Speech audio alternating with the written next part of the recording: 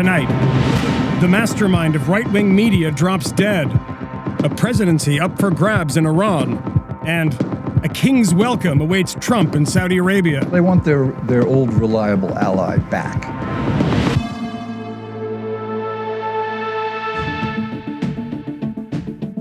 A 26-year-old driver crashed into a crowd of pedestrians in Times Square, killing one person and injuring at least 22 others. New York City Mayor Bill de Blasio said there's no indication that this was an act of terrorism. After roughly 9 hours of deliberation by a jury, Tulsa police officer Betty Shelby was acquitted in the killing of Terrence Crutcher, an unarmed black man. Police cameras captured the shooting and clearly showed Crutcher standing with his hands above his head.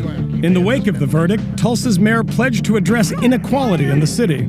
We recognize that this issue, the issue of racial disparity in Tulsa, is the great moral issue of our time. The Federal Communications Commission approved a plan to remove net neutrality protections despite massive public opposition. FCC Chairman Ajit Pai said the rewrite would undo the current rule's overreach. But the dismantling of net neutrality is expected to benefit large internet service providers at the expense of smaller companies and consumers. It contains a hollow theory of trickle-down internet economics, suggesting that if we just remove enough regulations from your broadband provider, they will automatically improve your service. Despite UN sanctions, the first North Korea-Russia ferry service completed its first voyage. The Taurus ferry, which will sail once a week, is operated by a Russian firm. Не видим, что здесь мы что-то нарушаем. Мы ничего не нарушаем, никакие санкции ООН. Мы перевозим людей, создаем большую коммуникацию между людьми, между Китаем, Северной Кореей, Россией. Donald Trump changed his explanation for firing FBI Director James Comey yet again today.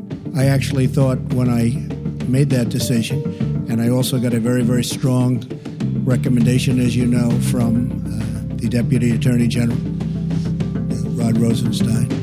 But when I made that decision, I actually thought that it would be a bipartisan decision. Last week, Trump said he had already made up his mind to fire Comey, before Trump's new statement also contradicts what Rosenstein told senators during a closed-door briefing just hours earlier.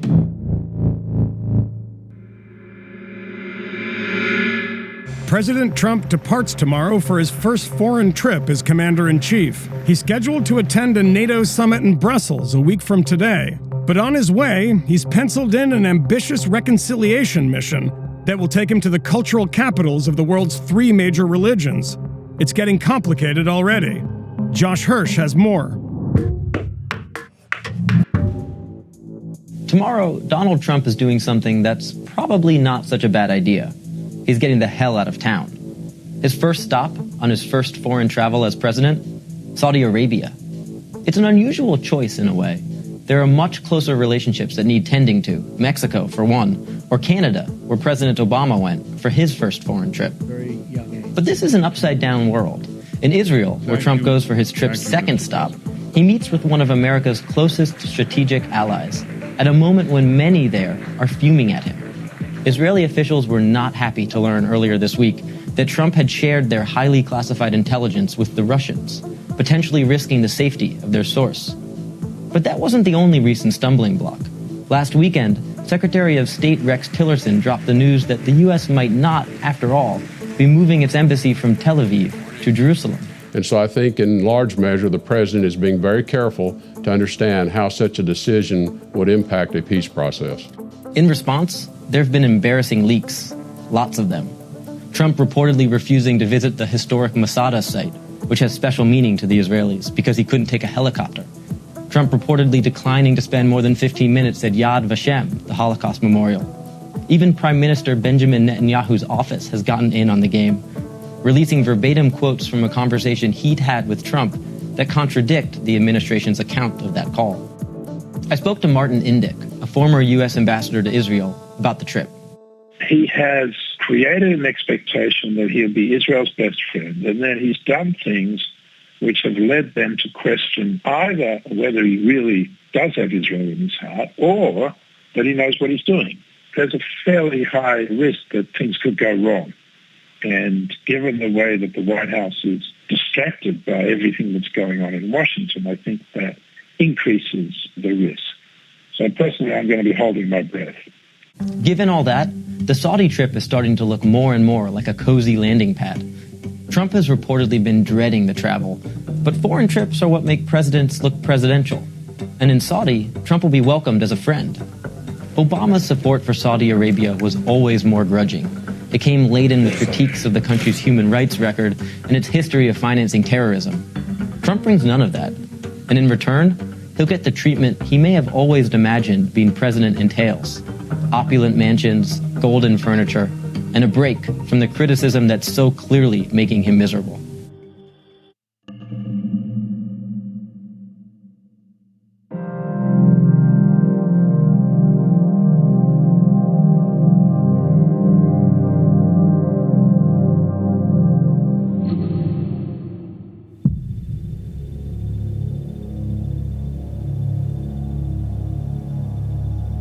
This is a 600-mile wall along the Saudi border with Iraq. It's a series of fences, ditches, and obstacles to prevent people from crossing into Saudi Arabia. The Saudis started the project in 2006 to prevent sectarian violence from spilling across the border.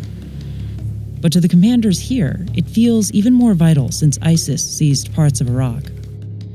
هذه المرحلة الأولى كانت في منطقة الحدود الشمالية اللي تغطية حوالي 900 كيلومتر.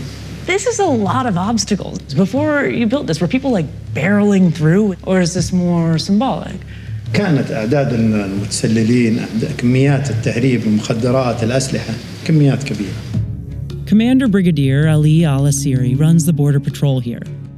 His predecessor was killed in an ISIS-led terrorist attack at a nearby post 2 years ago. Saudi officials see Trump's arrival as renewing a key alliance. They've praised Trump's bombing campaign in Syria as a return to more active American military engagement in the Middle East after the Obama years. The absence of the United States in general from the region actually not to act against countries who harbor terrorism means actually you're left alone, facing the problem. We believe in Saudi Arabia that ISIL was created specifically to target Saudi Arabia. For decades, Saudi money financed extremism through charities, funding organizations like Al-Qaeda. Now you're in a position of building defenses against something that some Saudi money helped create. We have done a lot, actually. We blocked transferring money through Saudi banks to some international banking accounts after we got information that those accounts outside Saudi Arabia were used to finance terrorism. The fact that policies in the past might have been misused to, quote, support extremist values and ideas is something in the past. Ford M. Fraker was George W. Bush's last ambassador to Saudi Arabia. What does the Saudi government want most from the U.S. right now? They want their old reliable ally back.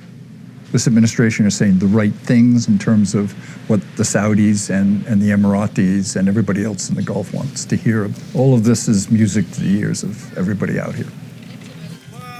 The Obama administration had said it would halt arms sales to Saudi Arabia because of the kingdom's brutal bombing campaign in Yemen. By contrast, Trump is working on a massive arms deal with Saudi Arabia that reportedly will ask very little in return. I think this administration rightly doesn't want to give the impression that it's a reluctant ally, that, it's shoulder to shoulder with the Saudis and the Emiratis and so Yemen. It probably doesn't come with restrictions. So it won't come with it. I'd be hugely surprised if it came with any restrictions. It may seem like an odd match. President Trump has repeatedly called for a Muslim ban. Saudi Arabia prides itself on being the birthplace of the religion. Prior to his inauguration, Trump was an outspoken critic of the kingdom. But now he's president. The relationship between the U.S. and Saudi Arabia has always been importantly hinged on the interpersonal relationship between the king and the president. Do you think Trump's personality will mesh a little more with the Saudi king? I think so. He's very much a businessman, people person, which the royals react to positively. In many ways, will put the relationship back on track. What do you think the Trump agenda is going to be in Saudi Arabia? Talking about family, God, faith, all these things that allow this relationship to be cemented at a personal level is critically important, and much more important this first visit than having an agenda of items to actually go through. President Obama came out here like a lawyer. He had a yellow pad full of items he wanted to tick off in his first meeting in the kingdom, in the king's home. This is not what the first meeting's all about.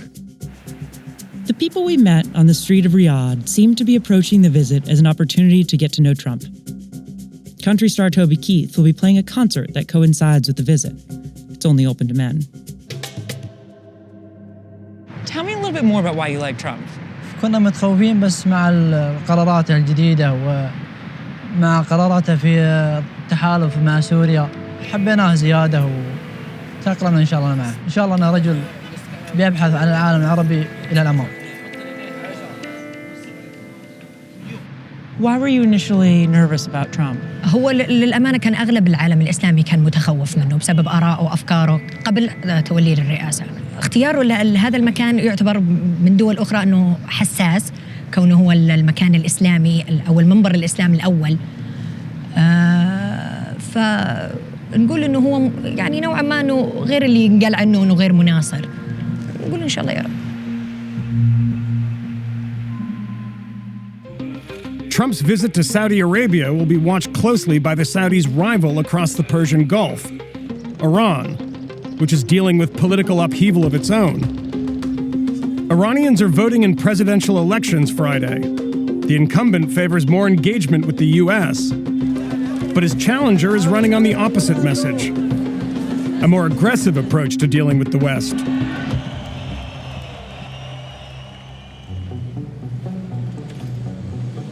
This is a crucial election for Iranians. It's shaping up as a referendum on the nuclear deal that Iran signed 2 years ago, giving up its weapons program in exchange for lifting sanctions. The question in this election is whether Iranians are seeing the economic benefits they were promised when the deal was being signed. President Hassan Rouhani is running for another term and he's favored to win. He styled himself as a reformer who can advance Iran's interests by working with the outside world. به فکر پیشرفت و امید ایران باشیم و نه فریب مردم ایران. Rouhani needs his base to get out and vote. He's popular with younger voters, women and the middle class, generally speaking the kinds of people who might favor closer ties with the West. But Rouhani has a lot of critics. They say Iran isn't getting enough for the compromises it agreed to make. Unemployment here is still over 12%, and that's giving life to Rouhani's main challenger, Ebrahim Raisi. و به نظر من هم ایشون هم مدارج عالی علمی رو طی کردن، هم از مشاوران اقتصادی فرهنگی و تو حوزه‌های مختلف برخوردارن. Raisi is a hardline conservative. He's promised millions of jobs for the poor, and he's also promising changes to Iran's foreign policy.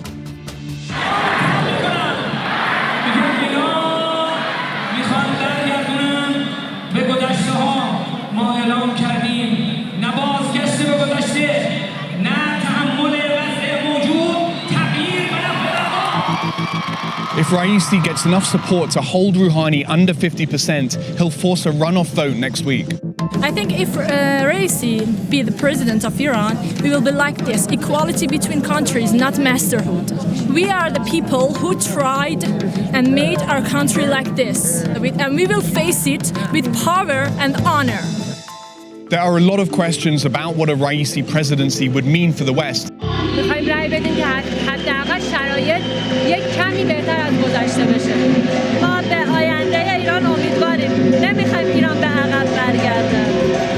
We'll know by late Saturday when the results are expected, and Iranians will find out if this contest moves on to a second round.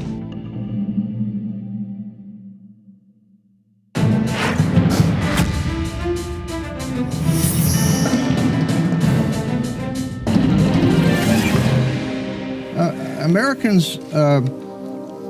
are simple, but not simpletons.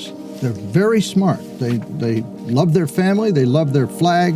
It's possible Roger Ailes believed that, but what he believed and what he sold were easily confused. Ailes was the most successful American propagandist of the past 50 years. He started as a TV producer at The Mike Douglas Show. But taste wasn't his unique gift. Audacity was. So the man who then wanted to be president, Richard Nixon. In 1968, at age 27, he met presidential candidate Richard Nixon and told him, "Television is not a gimmick, and if you think it is, you'll lose again." Nixon hired Ailes as a media advisor, and by putting the candidate into tightly controlled town halls with astroturf questions from regular people, he performed his first miracle, making Dick Nixon likable. Ailes routinely performed television miracles. He put lines in the mouths of presidents. I will not make age an issue of this campaign. I am not going to exploit, for political purposes, my opponent's youth and inexperience. He turned cable news into a barrage of compulsively watchable, paranoia-inducing alerts. Oh, and he invented the leg cam, because Ailes was also a sexist pig. All of this diabolical talent showed up in the way he reshaped right-wing politics. Barack Obama, raised as a Muslim, this is huge. Fusing racism, xenophobia, populism, and fear of terrorism into a dominant political force. Without him, the idea of a Donald Trump candidacy would be unlikely. Got a nice place. It's a good place. Do you know where you're going yet? And without him, President Donald Trump would have been impossible. Thanks, Roger.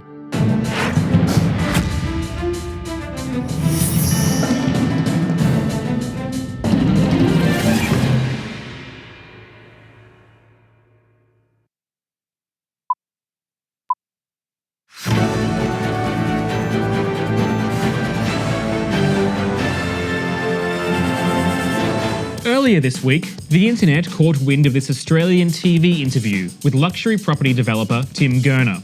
When I was trying to buy my first home, I wasn't buying smashed avocados for $19 and 4 coffees at $4 So each. you reckon that's real? That people actually, young people, actually end up just spending their money and then whinge about the fact they can't get into the property market? Oh, there's no question it's real. The internet was incensed at Gurner's aspersions, and also snarky. Its entire range of two emotions were on display, particularly when it surfaced that, like many of today's famous self-starters, Gurner received a small loan from his grandfather of $34,000, or, to put that in terms millennials will understand, just under 1,800 avocado toasties.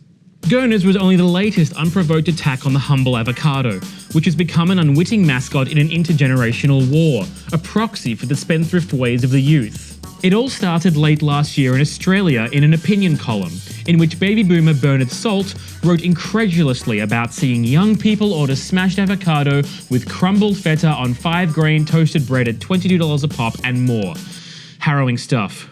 Salt went on to point out that $22 several times a week could go toward a deposit on a house, which is entirely true, in that money can be used to buy things, but once you spend it, it is gone.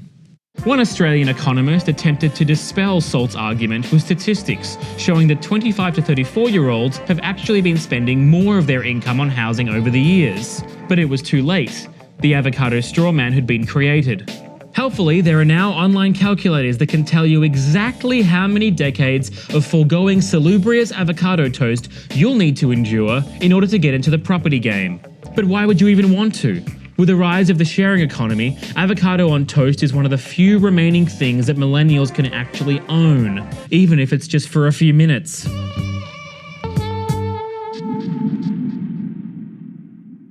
That's Vice News Tonight for Thursday, May 18th.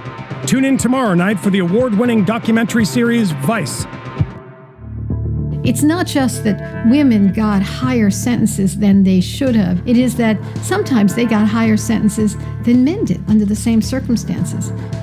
We are about to spend the night in the jail. Nothing's allowed in, all jewellery off, hairbands, everything that could potentially be used as a weapon. I have more time than some people here for murder.